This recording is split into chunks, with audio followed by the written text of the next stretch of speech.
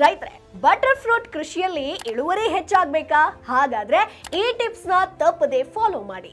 ಇದು ಉಷ್ಣವಲಯ ಹಾಗೆ ಸಮಶೀತೋಷ್ಣ ವಲಯಕ್ಕೆ ಹೊಂದ್ಕೊಂಡು ಬೆಳೆಯುವಂತ ಹಣ್ಣು. ಬೆಳೆಸುವಾಗ ಆಯಾ ಪ್ರದೇಶಕ್ಕೆ ಅನುಗುಣವಾಗಿ ನೀವು ತಳಿಯನ್ನ ಮುಖ್ಯವಾಗಿ ಆಯ್ಕೆ ಮಾಡಬೇಕಾಗತ್ತೆ.